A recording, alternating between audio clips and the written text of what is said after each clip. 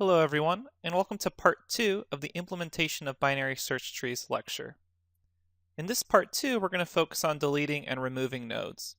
Let's go ahead and jump to that section of the presentation. Okay, so as we mentioned in the last lecture, we finally have turned our attention to the most challenging method in the binary search tree, which is deleting a key. The first task is to find the node to delete by searching the tree. If the tree has more than one node, we can search using the _get method to find the tree node that needs to be removed. So _get method is that helper function we described in the previous lecture. If the tree only has a single node, that means we're removing the root of the tree, but we still must check to make sure the key of the root matches the key that is to be deleted. In either case, if the key is not found, that del delete operator will raise an error. So here's what that basic delete method looks like. We can walk through the basics here.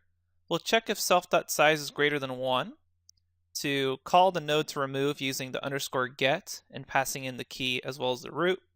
We'll say if node to remove, then we just remove it and set the size equal to size -1. Otherwise, we raise a key error saying the key isn't in the tree. Then we have an else if or elif statement here. We'll say if the size is equal to 1 and the root key is equal to the key, then we reset the root equal to none and subtract 1 from the size of the tree. If neither of these cases turns out to be true, then the key is not in the tree and we raise a key error. This special method, del item __ surrounding it, just allows us to use that del special delete operator in Python. Again, this is just a special method. Once we've found the node containing the key we want to delete, there's going to be 3 cases to consider. The first one is that the node to be deleted has no children. So for instance, if we wanted to take this tree and delete the node here, 16, which doesn't have any children, this is going to be the simplest case. This first case is just straightforward. All we have to do is say if the current node has no children, we just delete the node and remove the reference to this node in the parent. And that's what we're doing in this section of the code. You can refer to the Jupyter Notebook for the entire deleting code, but here we're just going to take it little bits by little bits. So here we're just saying if it is a leaf, if that's true, then if current node is equal to the current node's parent left child, then we just set the left child equals to none. Otherwise it's the right child, so we set the right child equal to none. Here we're just checking if it's a leaf, meaning it has no children. That's the first case. The second case is that the node to be deleted has only one child. So for instance, if we wanted to delete here node 25, which you can see only has a single child, that right child. The second case is just slightly more complicated. If a node has only a single child, then we can simply promote the child to take place of its parent. Meaning, if we look back here, we can think of this that instead of removing 25 altogether, we're removing it but still just replacing it with 35. So removing this person, or this node, 1 up and replacing it, if the node to be deleted only has one child. So let's go ahead and jump to the code to discuss this second case because it's a little too much to fit here on the screen in the presentation. So here we are at the binary search tree. If we just go ahead and scroll down here and go all the way to the remove method in the binary search tree, and we can zoom in on this guy. What we're going to be discussing is this section. The node only has one child.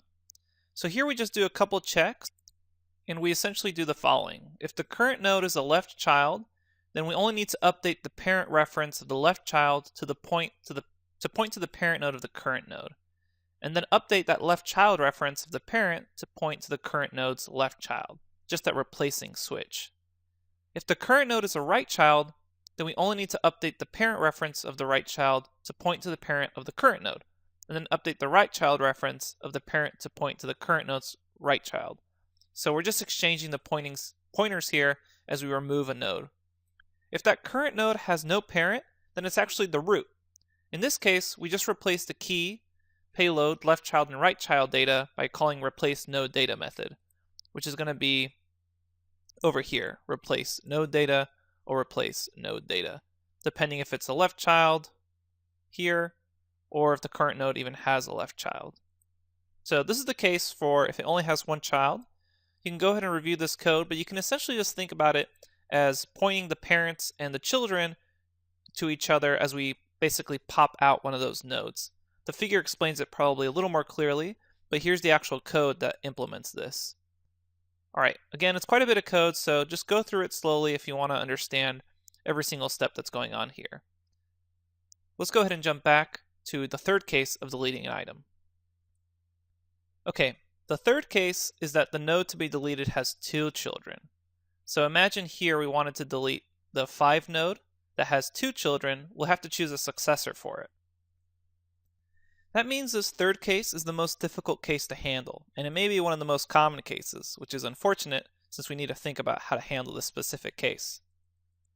If a node has 2 children, then it is unlikely that we can simply promote one of them to take the node's place. We can, however, search the tree for a node that can be used to replace the one scheduled for deletion. So what we need to do is we need a node that will preserve the binary search tree relationship, that BST property, for both the existing left and right subtrees.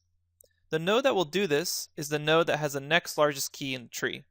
We call this node the successor, and we will look at a way to find the successor shortly. But let's talk about that successor. The successor is guaranteed to have no more than 1 child, so we know how to remove it using the 2 cases for deletion that we just discussed and implemented. Once that successor has been removed, we simply put it in the tree in place of the node to be deleted. Notice that we make use of the helper methods in the actual Jupyter Notebook code, find successor and find min, to find that successor. To remove the successor, we make use of the method splice out. The reason we use splice out is that it goes directly to the node we want to splice out and makes the right changes. So here we have just a little snippet of that. And in this case, you can see the helper functions. So we say if current node has both children, meaning it's deleting node's case 3, it has both children, we set this variable succ for the successor to the current node.findSuccessor. So we're going to have to use that findSuccessor method in order to find the appropriate node to replace. And if we go back real quick to the figure we discussed, here you can see in this particular case, the successor was 7. And 7 works because it has 2, which is less than 7 on the left, and 11, which is greater than 7 on the right. So it's the immediate successor if we go down from 5 that works here. Okay, let's go ahead and check this out in the Jupyter Notebook. So I'm going to jump to find successor method in the Jupyter Notebook. Okay, so here we are at that find successor method. If you can see here, the code to find successor is just a method of that tree node class. And this code makes use of the same properties of binary search trees that cause an in-order traversal to print out the nodes in the tree from smallest to largest. Okay, there's going to be 3 cases to consider when looking for the successor. 1, if the node has a right child, then the successor is the smallest key in the right subtree. So that's what's happening here. If we have a right child, the successor is going to be find min off that right child in that right subtree. If the node has no right child and is the left child of its parent, then the parent is the successor. If the node is the right child of its parent and itself has no right child, then the successor to this node is the successor of its parent, excluding this node. The first condition is the only one that matters for us when deleting a node from a binary search tree. However, the find successor method has other uses that we're going to explore later on. The find min method, if we scroll down here, is called to find the minimum key in a subtree. Using what we know about the BST property, we can convince ourselves that the minimum valued key in any binary search tree is simply the leftmost child of the tree. Therefore, this find min method simply follows the left child references in each node of the subtree until it reaches a node that no longer has a left child. Alright, with that being said, we just have a few more methods to cover, so let's go ahead and look at them. Okay, one last method. If we need to look at one last interface method for the binary search tree, and that's because suppose that we would like to simply iterate over all the keys in the tree in order. This is definitely something we've done already in dictionaries, so why not trees? You already know how to traverse a binary tree in order using the in-order traversal algorithm we discussed earlier in this section. However, writing an iterator requires a bit more work, since an iterator should return only one node each time the iterator is called. So here's the iter method, the special method that we can use. And Python provides us with a powerful function to use when creating the iterator. The function is called yield. Yield is similar to return in that it returns a value to the caller. However, if you're familiar with generators versus iterators in Python, yield also takes the additional step of freezing the state of the function so that the next time the function is called, it continues executing from the exact point it left off earlier. Go ahead and search for iterators versus generators in Python if you want more information on this yield keyword.